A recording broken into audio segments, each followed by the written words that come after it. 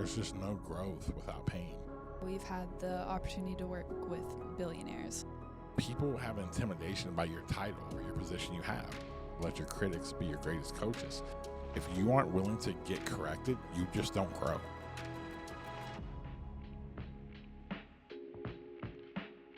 Welcome back to another episode of the New Rules Podcast. It's your girl, Breezy, and I am here with Mr. Adrian Crawford. How you doing today, sir? I am doing all right today. As we're recording this, there is a hurricane in the middle of the Gulf of Mexico, and it seems like it's heading directly towards us. But just another day living in the state of Florida. Do you look forward to them? No, not at all, because I think that after Hurricane Michael, a few years back, I think 2019, even though it didn't hit here, and there was more, it was a little bit more to the west of us, just like actually like driving that way and seeing just the literal destruction. I was there. So for me, before you're like, oh, it's a hurricane, whatever, I'd never been like that close to one. And so, you see it on the news, but actually driving there, because we did some relief down in kind of Franklin County, and then I was going over to Panama City, and it took Panama City almost, a year and a half, 2 years to actually recover from this. So, yeah, it's just a lot of damage and a lot of stuff like that. So, again, I'm hoping it slows down, or not slow down, but actually turns to a tropical storm or something like that. But right now, it seems like Category 3, and so we're hoping it slows down just a little bit. Whenever, I think it was my 13th birthday, it was Hurricane Charlie. Really? And I have this vivid memory of just like standing outside on the porch, just staring at the rain, just so sad at not being able to celebrate my birthday. That reminds me, that is something you would do just during the middle of a hurricane, just be out there. And I'm surprised you didn't say like in the middle of the hurricane. Oh, well, yeah. I also lived on a lake house. So like we were in the lake basically. Yeah. And I was just out there. Some light growing up in Polk County. It's true. To my life, though. Well, I would love to hear what's something that you've been listening to or reading about lately that has impacted you. Yeah, I have been listening for a little while now, a podcast called The Rewatchables. I do a lot of like studying all the time, and so one of the things I wanted to try to do is like, I've talked before about access points and limiting them. I wanted to try to have something that was like light, something that I could like just enjoy. It doesn't take a lot of like mental energy, whatever.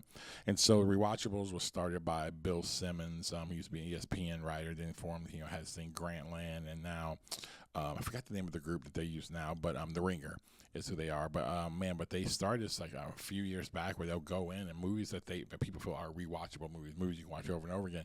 They go back and they do all of this talking about the movie, kind of the budget of his film. Back in the day, there's these two people who rank movies, Siskel and Ebert. They were talking about one of them. I think it was Siskel. They were talking about what he would do and what he ranked it, and then they gave a backstory to it. And then they had like these like awards they would give, like the most rewatchable scenes, or they call it Dion Waiters Award, like the person who's shown the least amount but actually cooks in the actual movie, And so so I was watching the other day or listening to it, and I can watch it on YouTube. Another day I was listening to the one on John Wick. So I love I love the whole series of John Wick. So they actually did the first one of John Wick, so it was really cool. I've listened to the Devil Wears Prada episode of the Rewatchables because you sent it to me. Oh, what do you think? I loved it. Yeah, they do give a lot. It's cool because it's just light, and they give you a lot of background. It's like even one of my favorite movies of all time is Trading Places with Eddie Murphy, and just like learning all the history behind, like it wasn't really meant for him, it was meant for Richard Pryor, and then that like spawned Eddie Murphy's career and all that, and then you just hearing all the backstory of it was just really, really cool. And so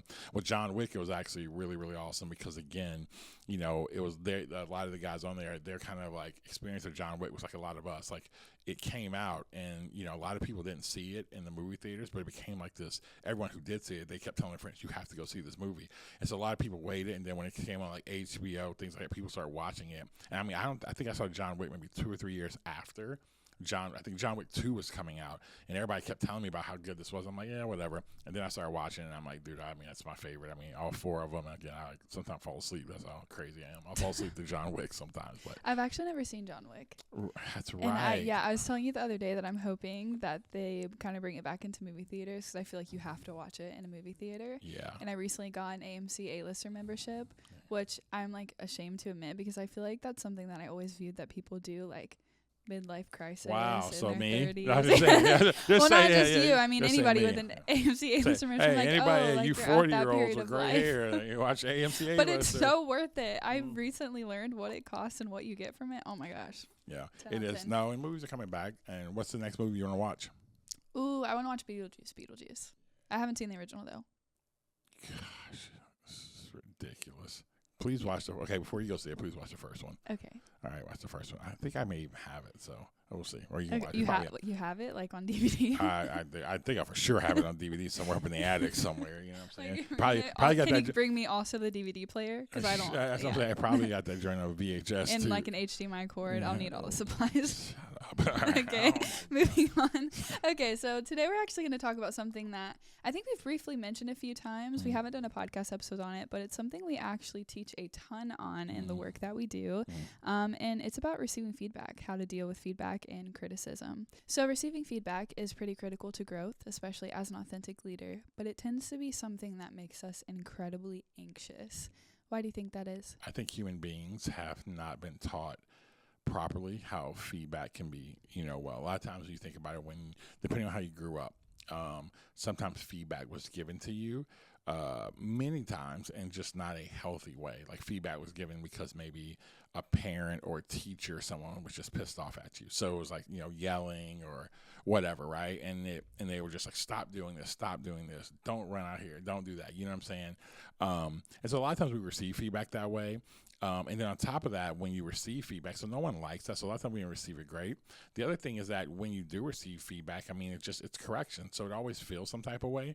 And then you're really never help processing why I feel that way. So you just kind of go through life like just either, and you have a few different responses to it. So I think we just don't really do a great job of how to actually like teach how to give feedback and tell people the purpose of feedback, but then also how we actually receive feedback and how we, kind of process when we're feeling some type of way. So I just think it's just kind of like, a lot of times the feedback we would get is when people were frustrated, angry, or something like that, not actually stuff that actually was like that they were trying to do it to actually help you. Today we're actually talking about how we've had the opportunity to work with billionaires. And they can do the craziest things. They can sometimes say the craziest things and make really challenging, scary decisions. But once we ask them to like confront somebody and be honest about feedback that they need to give someone, or when we put them in the position to have to receive feedback from their team, you would be shocked at the level of just anxiety that starts to happen. Yeah, because I think that one, when you start having success, it becomes very easy to just have a bunch of people around you without you knowing that are just people who say yes to you or people who won't like correct you. You actually, as a leader, you have to be active in creating that type of environment. Because if you don't, what you'll do is not even mean to. You'll just kind of just have people because just sometimes I think leaders fail to realize because they'll say, yeah, I'm an open book, man. Just, tell me. But what they don't realize, people have intimidation by your title or your position you have. And so you have to create an atmosphere to where that is actually able to happen and take place. And so you have to invite that in. And so I think a lot of times you just end up shielding yourself from that. And like we said earlier, a lot of times people, it doesn't matter how much money you make, you never learn how to give or receive feedback well. And so what happens, people just get terrified to actually give feedback because a lot of times we want people to really like us. We want people to always think the best of us. So when you have to deliver bad news to somebody, then we don't like that. Or if we have to help somebody, and normally when feedback is usually given, we give feedback. A lot of times probably how we receive feedback. And so it was like it's usually done in a way where you're angry. And so when you get to your limit, then you'll just say whatever. You'll say directly what it is. And so I always say that's not great feedback either because even though it's the truth, you didn't do it in a way to help someone. And so again, yeah, you have a lot of wealthy people who are successful, but man, they struggle to actually, they'll take big risks like business-wise and things like that, but they go have a conversation with somebody and correct them. That's really difficult for them. And doing this for a little bit, you've realized that people typically respond one of three ways, and that is like the alligator, the samurai, or the surgeon. Can you explain those three a little bit further? Yeah, this kind of came to me. I don't even really remember when this happened. It was just I was actually trying to explain. I take that back. I do remember when it was. I was trying to explain to someone like how they respond, and like on the spot, I was like, oh, this is how it is, right? And it just kind of came to me and it just kind of stuck. And so the idea of the alligator samurai and the patient. And so if you think about an alligator, right, we live here in Florida, so they're everywhere.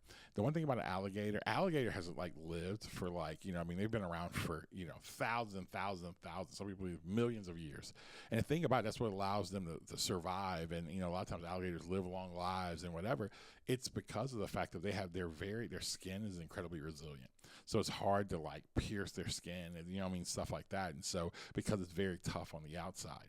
And so they actually have very resilient skin. They've been able to, but they don't really change and adapt a lot, but they're able to kind of survive. And I tell people a lot of times people are like alligators when it comes to criticism or feedback. What they will do is that they have tough skin. And so when that criticism comes, it's like hitting, it'll be like you trying to pierce an alligator. Like it doesn't go through at all.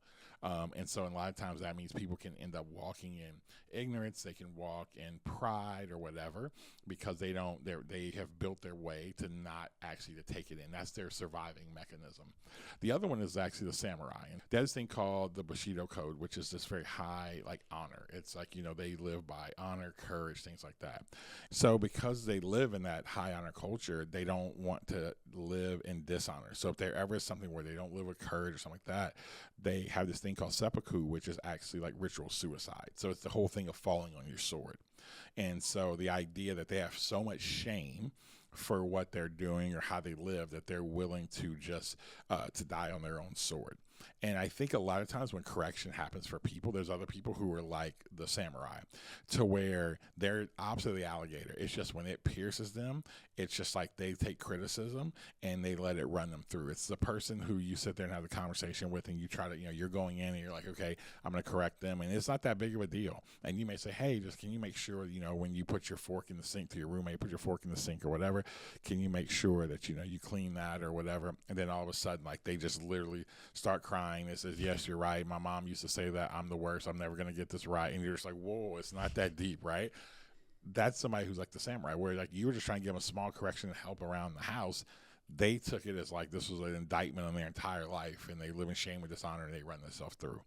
The third one is actually a patient. And so if you think about a patient in the surgery, a patient has to make a decision you have the freedom to if you want to have surgery or not.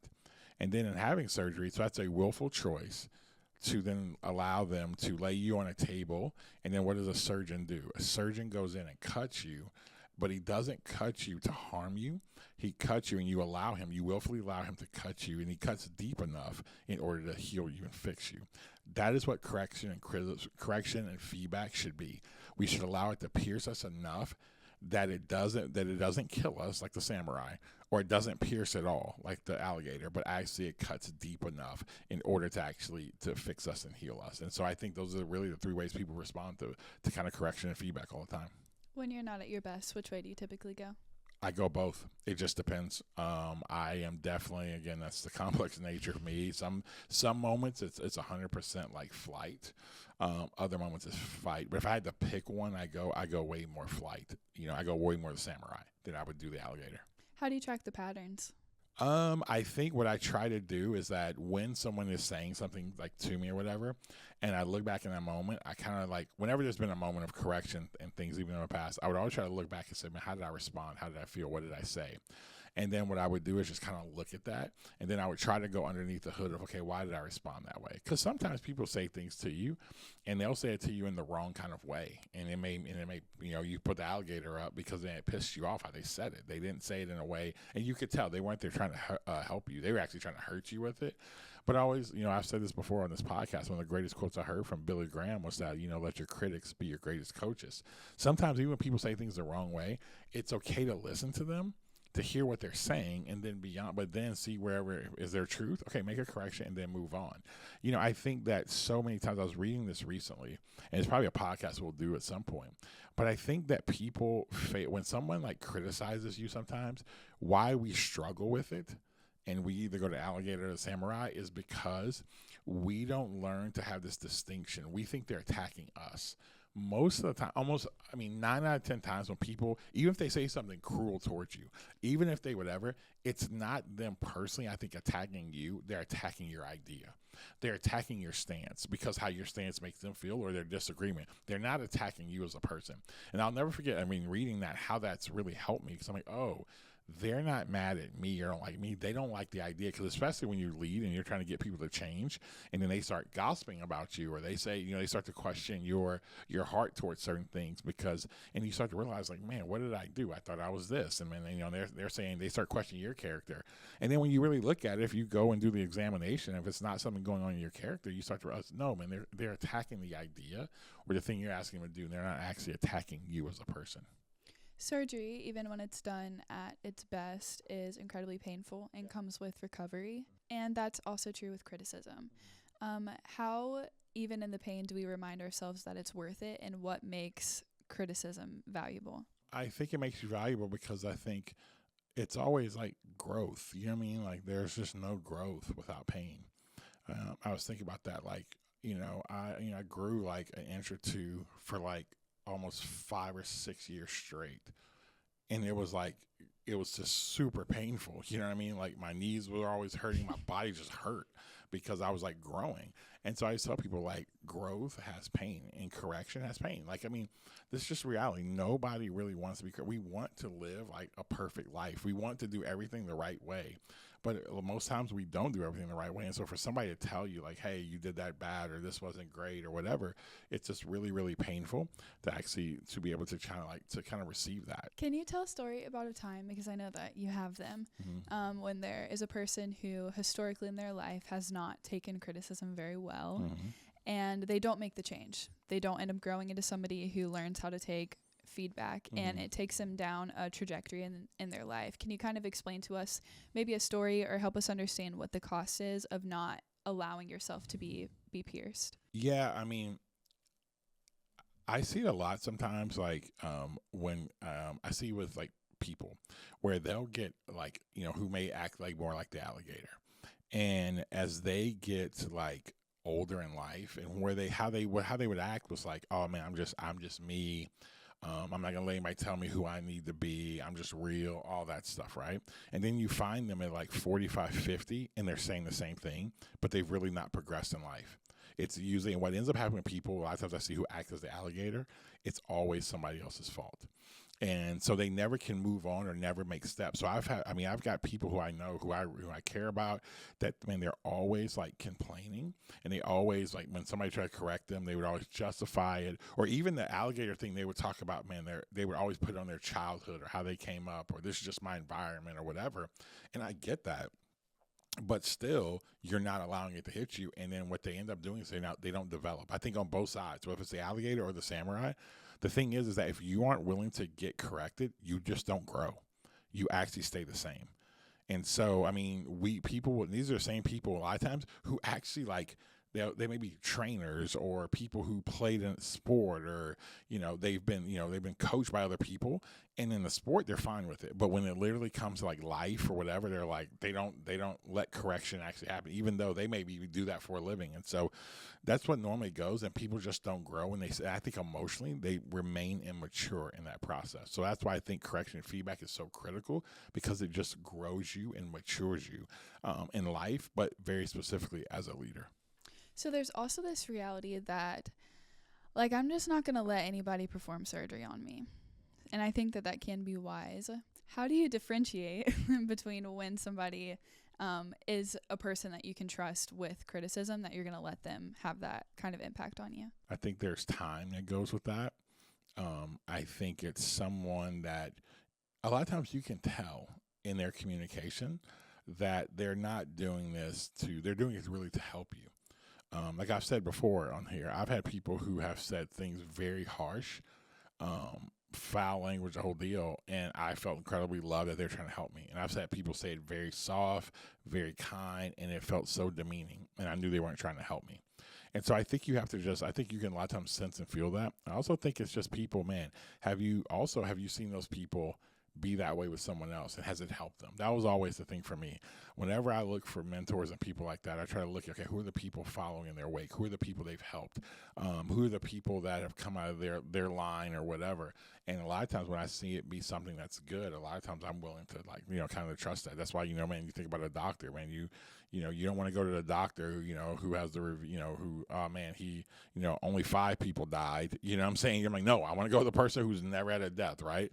Or it's kind of like on my Uber driver. I ain't trying to get the dude, what I'm saying, with like 2.5 stars. You know what I mean? I want the 5-star person. So when it comes to correction, like, you want someone who's actually done it before, and has had success doing it, and you've actually seen the people that have come out of it. I heard Dr. Soto mention this yesterday in Culture Creators.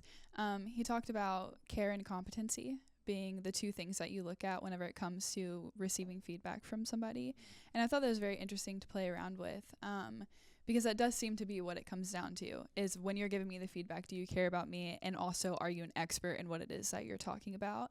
But it also seems like there are times where, like, if I'm honest, especially in work, if somebody is a good enough expert at what it is they're doing, why does it matter if they care about me? Or is it that the care is that I get better at what it is that I'm doing? Because I think there's a overcorrection by the younger generation where there's like, I would rather take feedback from somebody who cares about me, even if their competency or their expertise isn't there.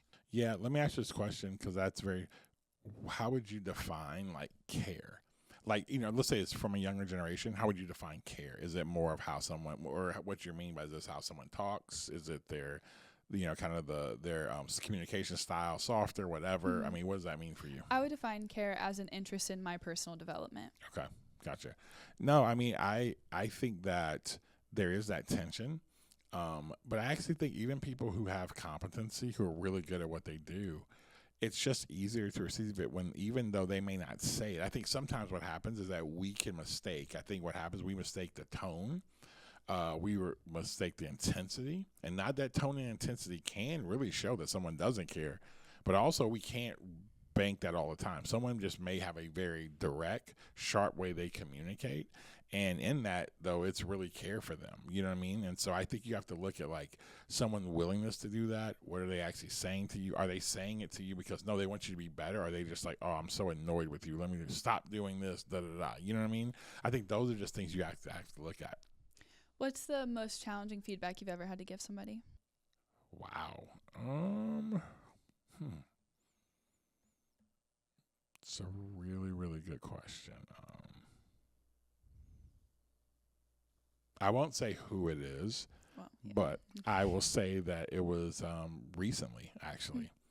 And it was the fact of telling someone who is like, someone who's kind of in the vortex of what I'm in and things that I've helped that person be able to accomplish and do, and giving them opportunities, whatever, that I had to look at them and say, at some point in time, you have to stand on your own 2 feet and on your own name, and not stand on mine anymore.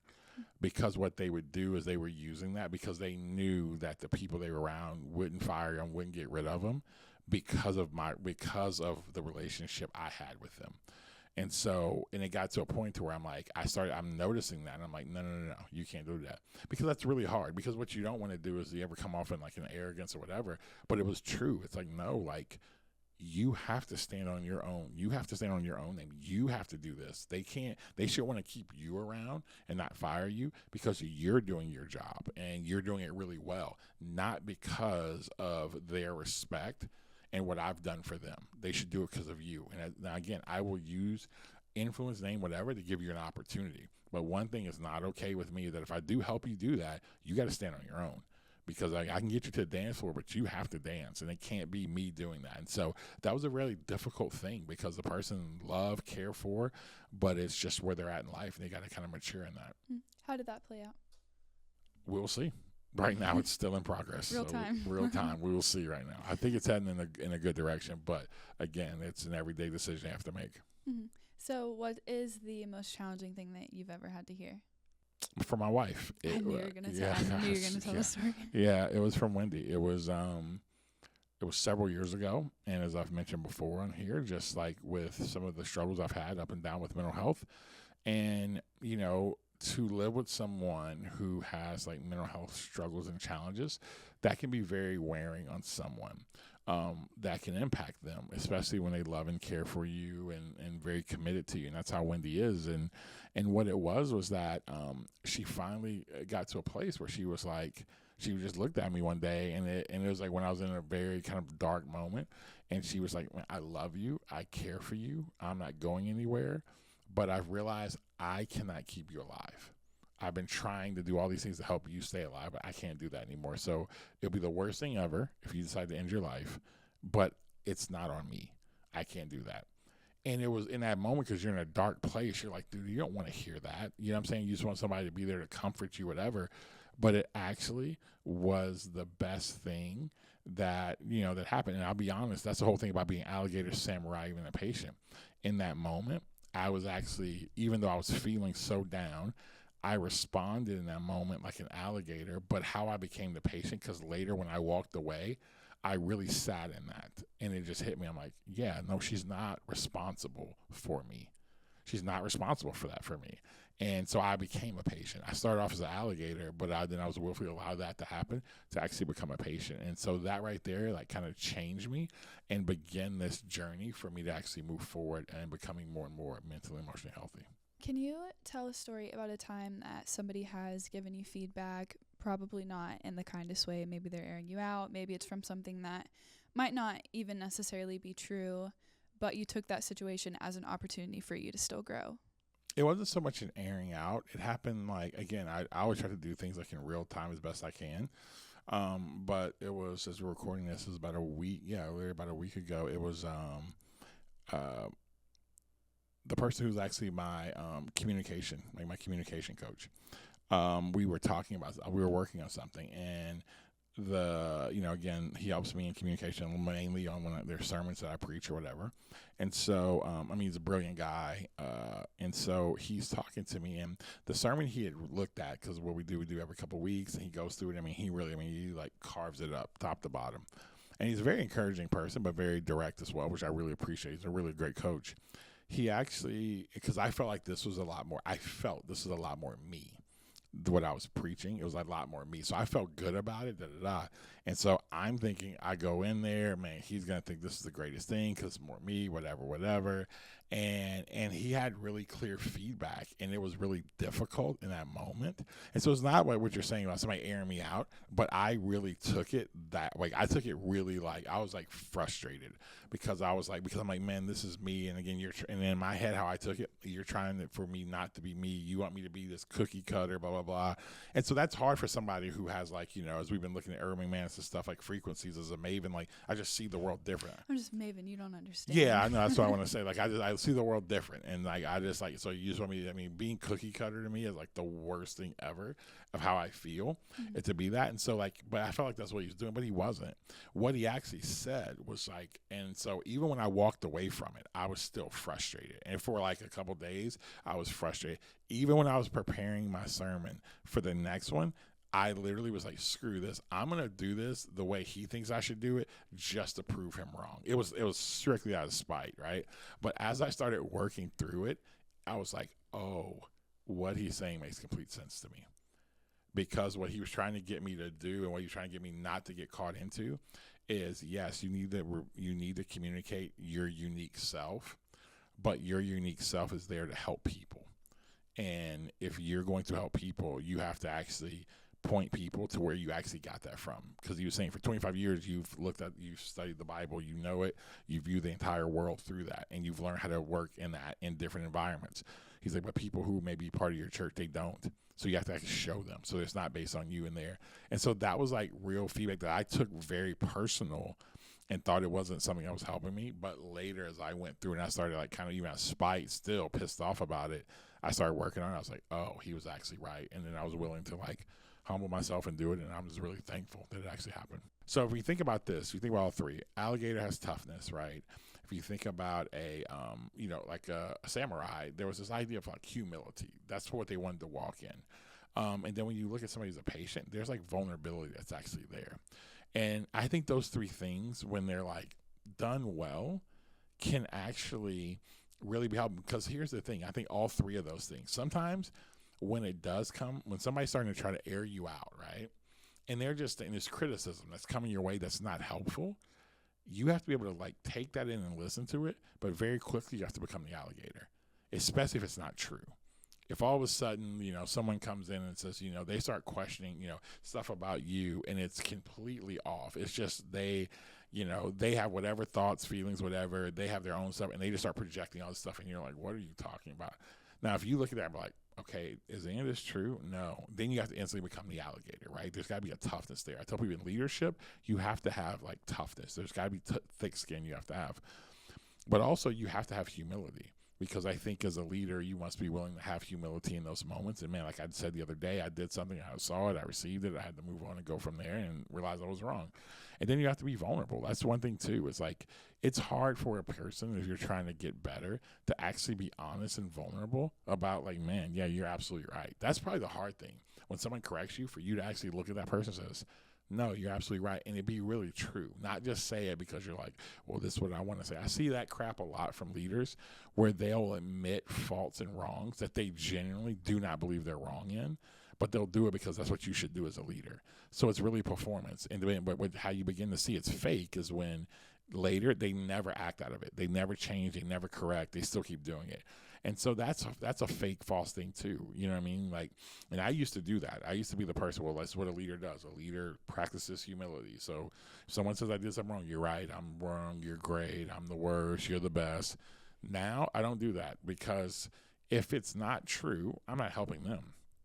Because you could tell me something, if it's wrong, I need to be able to have my own like agency and my own ability to be able to draw a boundary and say, no, like that's absolutely off. And this is the reasons why, and kind of go from there. And so I just think that all three of those things are incredibly needed. Well, hey guys, I hope today was actually helpful for you. If you actually want to grow as a leader consistently, you have to begin to create really just feedback around you. And so here's a practical thing. Do you have anybody that's in your life, or a few people that are the people who actually are able to give you feedback? And also evaluate yourself. What are you? Are you an alligator? Are you a samurai? Do you fluctuate back and forth? Or how many times actually have you been the patient?